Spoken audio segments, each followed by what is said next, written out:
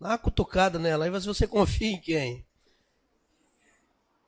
Quando a Bíblia diz assim que maldito o homem que confia no homem, ou confia no próprio homem, na realidade está falando daquele que confia em si mesmo. Você sabia disso, Varoa?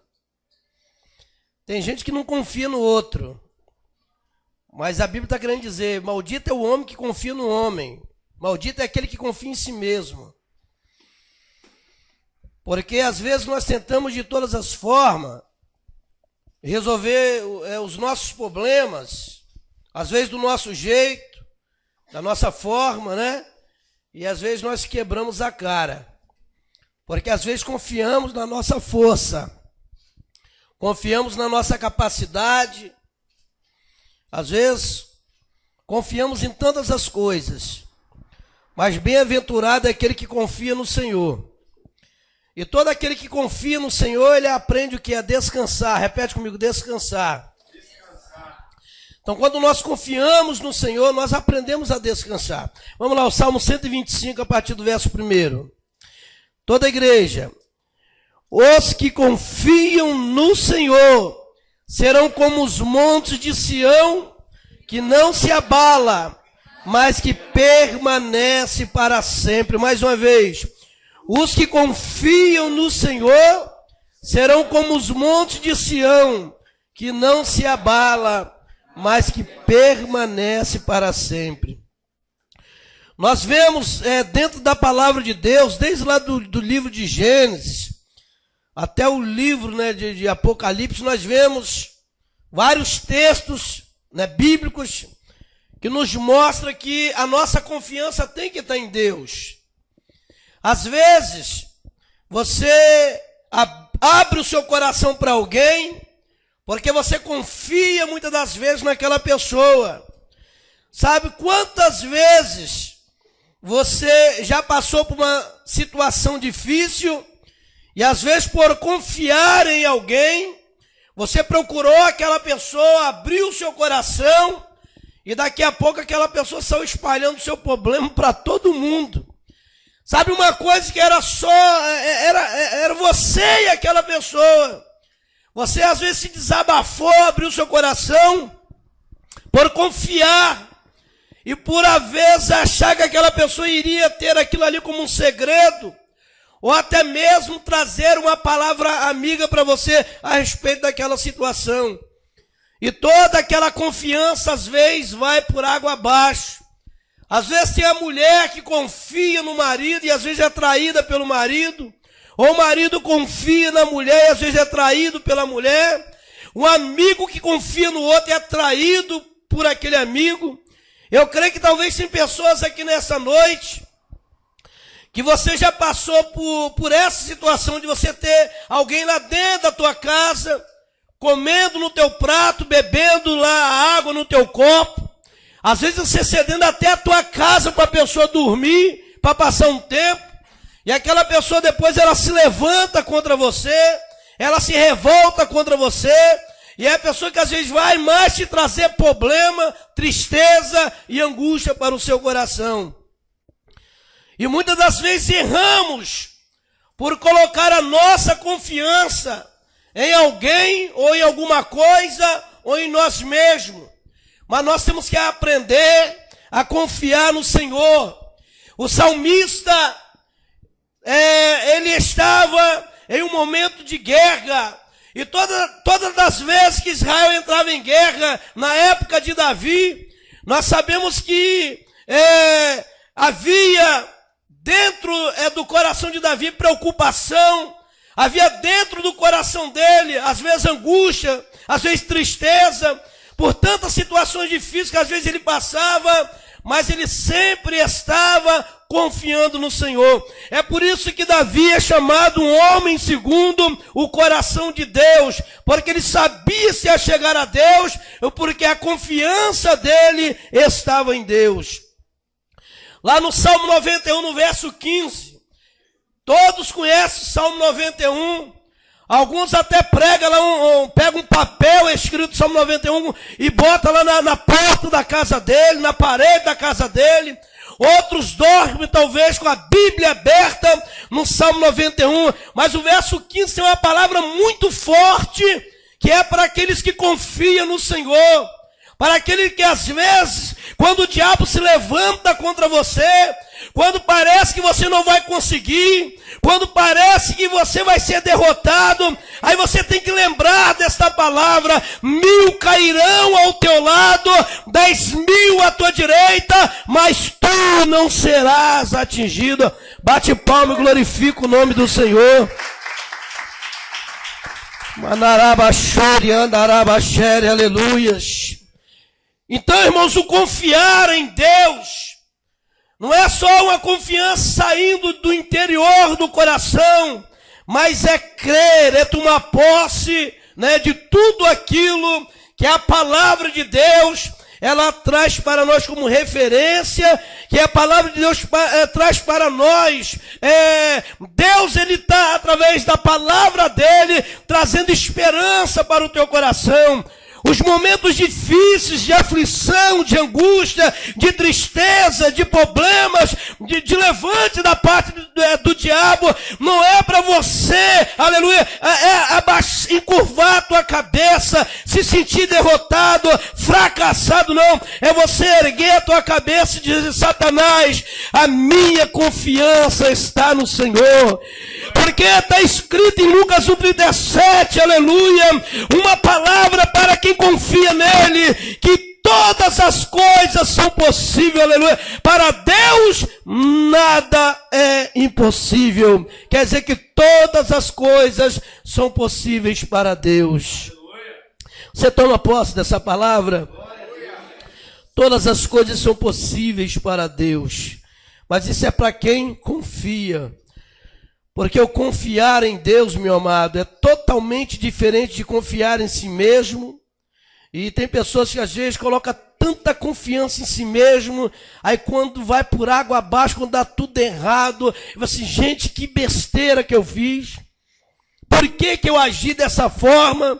Por que que eu fiz desse jeito? Porque estava confiando nele mesmo. Ele achava que era do jeito dele, da forma dele, quebrou a cara.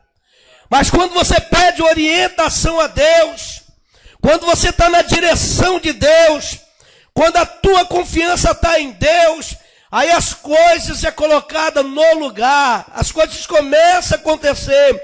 Por mais que você se ache no fundo do poço, por mais que você ache esquecido ou abandonado, a confiança em Deus, aleluia, vai fazer você caminhar, vai fazer você se esforçar e vai fazer com que você olhe para trás, não olhando, aleluia, como derrotado, mas olhando para trás e dizendo: olha o caminho que trilhei, olha o caminho que passei, parecia que eu não ia suportar e aguentar, mas o Senhor passou comigo, o Senhor esteve comigo e Ele continua comigo, e por mais difícil que seja a situação, o mesmo Deus que trilhou comigo, passou comigo, vai continuar passando, e o nome dele será glorificado na minha vida. Bate palma para o Senhor, aleluia. Louvado seja Deus. Esses dias atrás nós falamos aqui de Bartimeu, Marcos capítulo 10, no verso 49. Sentado à beira do caminho, todo tipo de humilhação que você imaginar, Bartimeu passou. Como foi falado aqui da história de vida dele, que era filho de um general chamado Timeu. Bar, que quer dizer filho. Bartimeu, filho de um amaldiçoado. Era essa palavra. Na realidade, o nome Bartimeu era um nome fictício, não era o nome dele verdadeiro, era um nome colocado pelos romanos. Bar, filho, Timeu, maldição, filho da maldição. Era jovem quando arrancaram seus 2 olhos, mas ele estava sentado à beira do caminho. Era um lugar que todos passavam para ir para a Páscoa em Jerusalém. Mas e quando ele sabia que muita gente passava ali, pessoas importantes passavam ali, mas ele ouviu um barulho diferente. Repete comigo, assim: barulho diferente. Sabe, o barulho de macumba é um, barulho de carnaval é outro, barulho de festa junina é outro, mas o barulho, né, de Deus, do povo de Deus, é um barulho o quê? Diferente. Fala comigo, diferente. Não é todo barulho que Deus ouve, não é todo barulho que Deus recebe. O barulho do povo de Deus é um barulho diferente. Ele escutou vozes. Ele sabia que havia um alvoroço. Quando se fala de alvoroço, está falando de multidão. Uma grande multidão vinha com Jesus. Provavelmente Jesus, saindo de Jericó, estava indo para Páscoa em Jerusalém. E uma grande multidão seguia Jesus. Mas quando alguém diz para Bartimeu, olha, é Jesus o Nazareno que está passando por este caminho. É ele que está vindo na sua direção. Ele começa a clamar e a gritar, tem misericórdia de mim, ó filho de Davi. E por que ele começou a clamar, tem misericórdia de mim, ó filho de Davi? Porque ele sabia quem era Jesus. Ele não pôde enxergar Jesus, mas ele escutara desde pequeno, talvez, ele sabia quem era Jesus, ele ouvira falar de Jesus. Talvez alguém que tinha sido cego chegou até ele e disse, olha Bartimeu, a Bíblia não diz assim, segundo o meu pensamento. Olha, Bartimeu também era cego e Jesus me curou. Eu era aleijado, Jesus me curou. Talvez alguém passe e fale, olha, eu estava no meio da multidão, ele pegou 5 pães, 2 peixinhos e alimentou uma grande multidão. Alguém deve ter falado, e ele sabia da história, sabia que Jesus era descendente de Davi, porque de Jesus, filho de Davi, tem misericórdia de mim. Então nasceu nele o quê? Uma grande confiança. Ele começou a confiar. A palavra confiar é a mesma palavra crer, é a mesma palavra fé. Aleluia. Porque como é que você diz que confia em Deus se você não tiver fé? Como é que você diz que confia em Deus se você não aguenta esperar? Você não suporta esperar? Você não tem paciência? Aleluia. Bartimeu, em todo o sofrimento, ele aprendeu o quê? A confiar. Ele creu. Ele sabia que era o momento oportuno. Ele sabia que era uma chance que Deus estava dando para ele e que ele não podia lançar fora. Ele creu, ele confiou, aleluia, e começou a gritar, tem misericórdia de mim. Aleluia. Se ele gritasse para qualquer um, tem misericórdia de mim, as pessoas iam dar as costas para ele, porque o leproso, o paralítico, o cego, era tido como imundo. As pessoas passavam a 100 metros de distância deles. A esmola era jogada de longe para eles pegar. Ninguém chegava perto deles. E ele gritou, tem misericórdia de mim. E alguém chega trazendo um recado de Cristo para Bartimeu.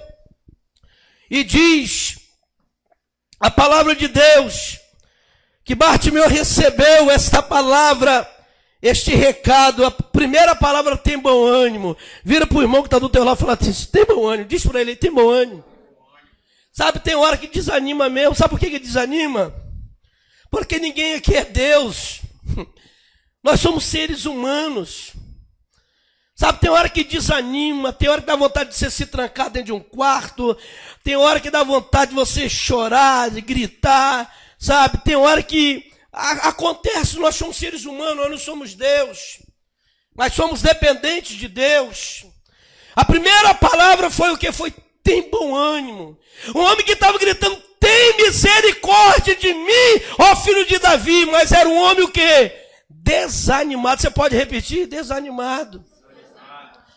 Talvez você frequenta os cultos, você ouve uma palavra como você está ouvindo agora, mas talvez você está desanimado, está frustrado, sabe? É tanto problema, você não consegue mais orar, você não consegue mais ter aquela comunhão com Cristo que você tinha antes. Às vezes até para vir à igreja você encontra certas dificuldades físicas e espirituais, por causa dos problemas. Aí você fala assim, eu vou à igreja, mas o meu problema continua o mesmo. Bartimeu estava ali clamando, como você clama, mas ele estava desanimado. Talvez você tenha clamado, mas o desânimo está aí no seu coração. E Deus, ele conhece, meu amado. Eu não te conheço, mas o Senhor te conhece. Sabe, para o milagre chegar na vida de Bartimeu, primeiro ele tinha que tirar o quê? O desânimo. Para o milagre chegar, ele tinha que tirar o desânimo. Sabe, ele estava clamando: Jesus, tem misericórdia de mim. Ó, filho de Davi, tem misericórdia de mim. Mas ele estava sentado em cima daquela capa. A capa que era para ele se aquecer do frio de noite. Se assentar sobre ela de dia para pedir esmola. Ele dependia daquela capa, precisava dela. Uma capa suja, imunda, talvez rasgada, apodrecida, mas precisava dela. Sentado e gritando: tem misericórdia de mim. Uma pessoa sentada, ela não vai nem para frente, nem vem para trás. Uma pessoa sentada é como se ela não tivesse nem passado, nem presente, nem futuro. É uma pessoa que está ali, é como se não tivesse vida. E Bartimeu estava desse jeito, gritando, porque ouvira falar de Jesus. Mas nasceu nele a fé, nasceu nele a esperança. Ele confiou, ele começou a gritar, mas precisava deixar de lado o quê? O desânimo.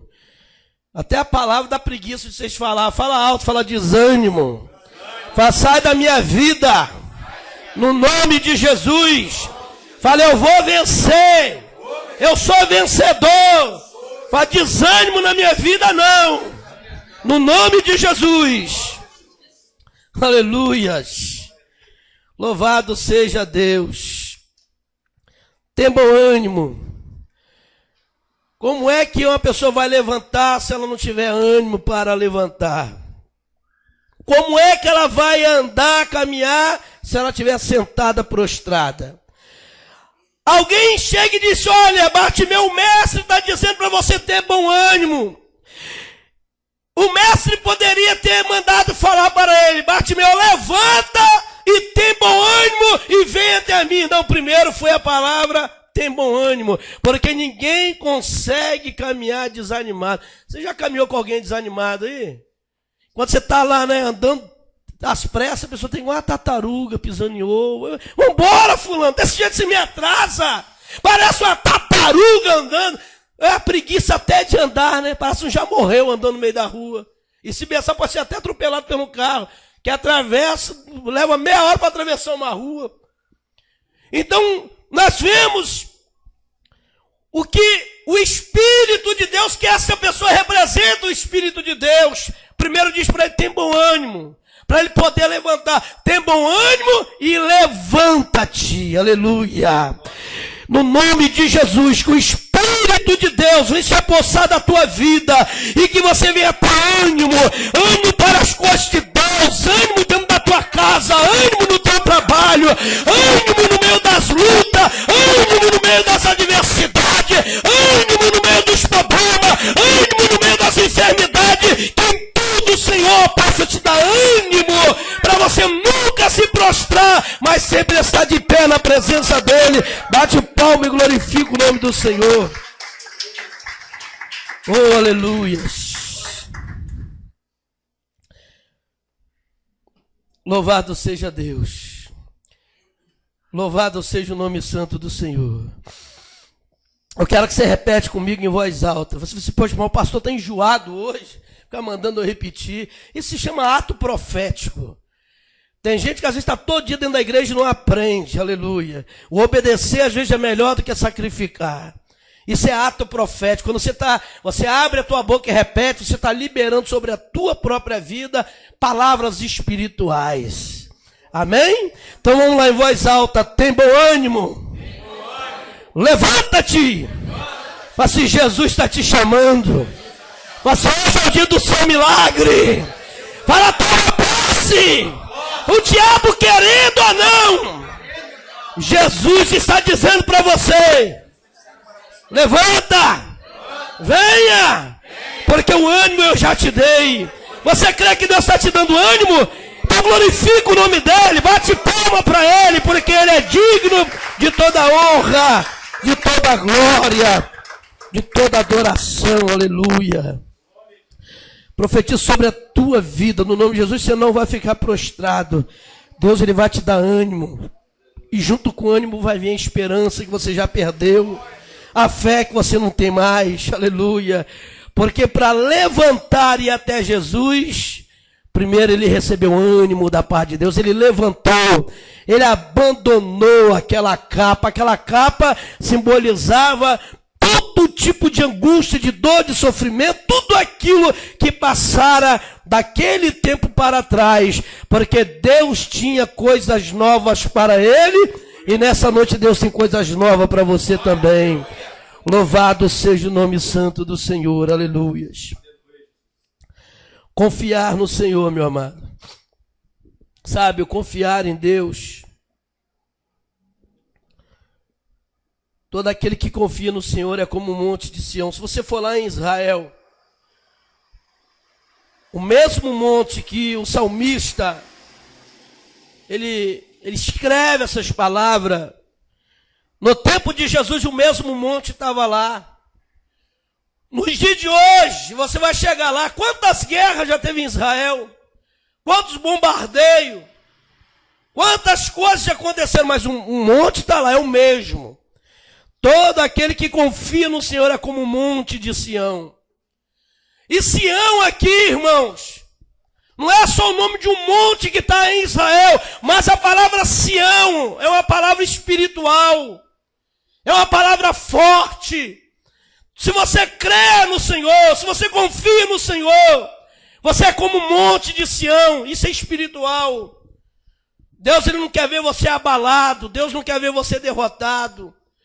Para de pensar que Deus se esqueceu de você. Para de pensar que Deus não te ouve. O diabo coloca isso no teu ouvido, no teu coração, para você parar de vir para a igreja, para você parar de orar, para você parar de buscar. Gente, eu já fui em campanha, já ouvi tanta palavra, mas eu estou desse jeito, eu estou assim, estou assado. É assim que o diabo quer que você fique, mas Deus não quer isso para você. Que todo o sofrimento que Bartimeu passou, mas chegou a hora que não foi o homem, mas foi o próprio Senhor que disse para ele: levanta, tem bom ânimo, e levanta. O mestre está te chamando. E ali o milagre aconteceu na vida de Bartimeu. Louvado seja o nome do Senhor. Todos conhecem a história de Ana. A história de Ana é uma história muito bonita. Só que quem não conhece a história também da época, só conhece a história bíblica, não sabe. Talvez as mulheres que estão aqui hoje não aguentariam passar o que Ana passou. Ela não podia gerar filhos. Nós sabemos que existem vários tipos de enfermidades. Hoje, né? Sabemos que existem vários tipos de enfermidades que podem impedir de uma mulher ter filhos. Eu não sei qual era a enfermidade que impedia de Ana ter filhos. Mas na época era chamada mulher do útero seco ou mulher do útero amaldiçoado. Você já pensou você ouvir isso principalmente da família do seu marido? Porque os pais do marido de Ana queriam que Ana tivesse filhos de Eucana. Os pais também de Ana queriam também ter os seus netos. O próprio marido, pela lei, na época, ele tinha direito de ter filhos com uma escrava e a mulher criar como se fosse filho gerado do ventre dela. E foi isso que ocorreu. Ana era uma mulher de posses. Eucana era um homem muito rico. Ana levava ofertas e sacrifícios ao templo. Ana era uma mulher que sempre estava no templo. Mas a Bíblia diz que era angustiada. Uma mulher que tinha uma angústia. Eu já falei aqui que angústia, Jesus passou por angústia. É pior do que a tristeza. Quem tem angústia não consegue comer, não consegue dialogar, conversar, sorrir. Uma pessoa angustiada, ela entra em estado de depressão. Uma pessoa triste, ela ainda conversa, ela ainda almoça, ela janta, ela dorme. Uma pessoa angustiada não. angustiada, entrando para a depressão. E ela estava muito angustiada. Ela vendo Penina tendo filhos de Eucana, e ela tendo que criar como se fosse filho gerado dela, sabendo que não foi gerado dela. Ela sabia que os pais de Eucana sabiam que os filhos eram da escrava. Os amigos de Eucana olhavam para ela de longe e talvez zombavam. Ela era uma mulher amaldiçoada, segundo as leis da época. Mas mesmo assim, ela confiou. Fala, confiou. Ela confiou em Deus. Sabe, lá no capítulo 2, no versículo 21 de 1 Samuel, você vai ver uma resposta, não é nem da oração, é uma resposta de confiança. A Bíblia diz, e visitou o Senhor a Ana, e concebeu, quer dizer, ela gerou, e teve 3 filhos e 2 filhas. Fala comigo, 3 filhos e 2 filhas. Sabe, o primeiro filho de Ana, ele se tornou em Israel juiz, profeta e sacerdote. Em uma época em que não se ouvia mais a voz de Deus em Israel. Eli, o sacerdote, já não tinha mais a mesma comunhão com Deus que tinha antes. Deus precisava levantar alguém e Deus usou, aleluia, o útero de Ana para gerar um homem que seria juiz, sacerdote e profeta. Aleluia, que coisa tremenda, meu amado. Olha a alegria, essa mulher, ela se desabafou com Deus, ela colocou o coração em Deus, e ela pediu a Deus um milagre. O próprio sacerdote, quando viu aquela mulher chorando dentro do templo, balbuciando, mexendo com os lábios, achou que ela estava bêbada, embriagada, e não sabia da dor do sofrimento. Mas Ana estava orando a Deus, ela estava tão angustiada, que não saía voz da boca dela, só as lágrimas desciam do rosto. Não saía voz da boca dela, só as lágrimas desciam do rosto. E a Bíblia diz que Deus ouviu a oração de Ana, e o Senhor a visitou, e ela teve 3 filhos e 2 filhas. E Samuel, ele crescia no templo, na presença do Senhor. Por que ela recebeu este milagre? Mesmo sendo tida como amaldiçoada, mesmo a escrava rindo e zombando dela, porque a escrava tinha um útero bom e podia gerar filhos e ela não. Mas ela confiou, aleluia. Repete comigo, confiou. Fala assim, o mesmo Deus que Ana serviu é o mesmo Deus que eu sirvo. Fala assim, o meu Deus é o Deus que ainda faz milagre. Fala assim, eu creio pelo poder da palavra que está sendo ministrada. Eu creio que hoje, fala hoje, o Senhor vai liberar o meu milagre. Toma posse, bate palma, glorifica o nome do Senhor. Hoje é terça-feira, eu profetizo sobre a tua vida que até o último minuto de domingo, ainda para esta semana, haverá o milagre de Deus na sua, na minha e na nossa vida. Eu creio e profetizo e libero essas palavras no nome de Jesus. Haverá um milagre de Deus ainda essa semana, aleluia. E se você ainda não confia, você vai sair daqui confiando, você vai sair daqui crendo, e no nome de Jesus, aleluia, se não for um milagre, pelo menos um sinal, de hoje para amanhã você recebe um sinal, mas até o último dia dessa semana, que é domingo à noite, Deus vai trazer um milagre na tua vida. Aí tem gente que vai, mas eu não recebi nada, você tem que crer na palavra. Não é crer no homem que está pregando, irmãos. A voz é do homem. Você está ouvindo a voz humana.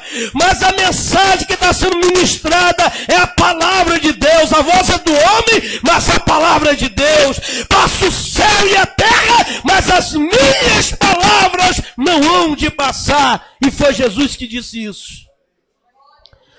Aleluias. Que coisa tremenda. Louvado seja Deus.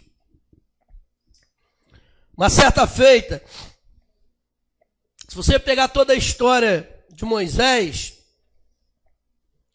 desde o capítulo 3, lá que o anjo aparece para ele, do livramento dele quando ele era criança, depois o anjo aparece para ele, e ele vai lá, encara os egípcios, a Faraó, consegue tirar o povo, leva para o deserto, mas quando chega lá de frente do Mar Vermelho, as pessoas ficaram apavoradas.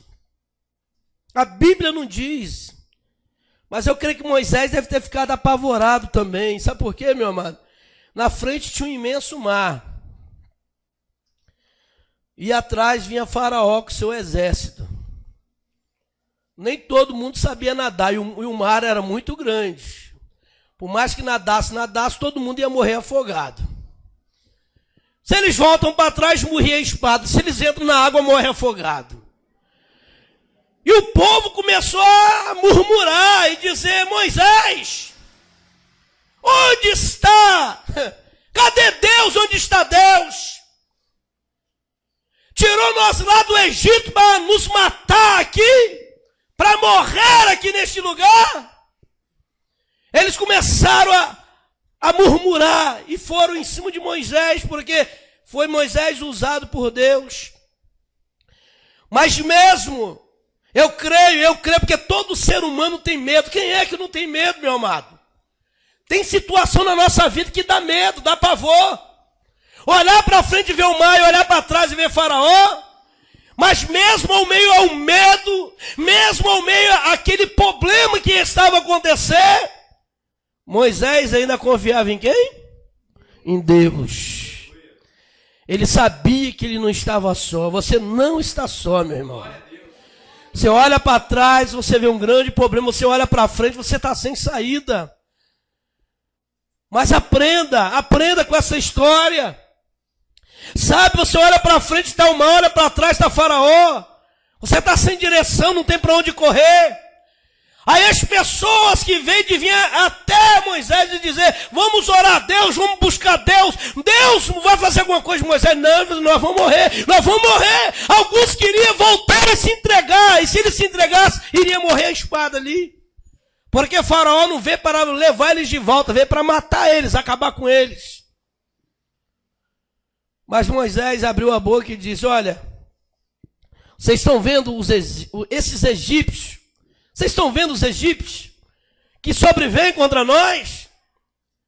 Os egípcios que hoje vocês estão vendo, nunca mais vocês vão ver eles. Já era uma palavra o que, meu amado? Profética. Fala, profética.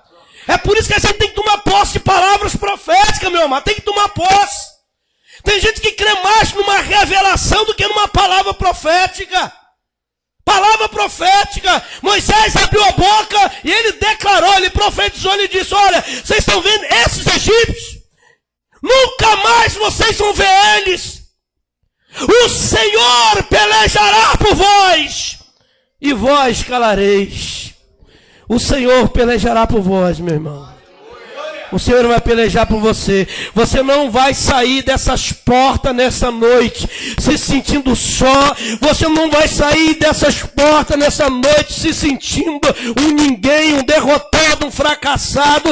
Você vai sair daqui de cabeça erguida, porque o Senhor é general de guerra. Ele entra na tua peleja, na tua batalha, e você é muito mais do que vencedor. Aleluia! Toma posse disso no nome de Jesus.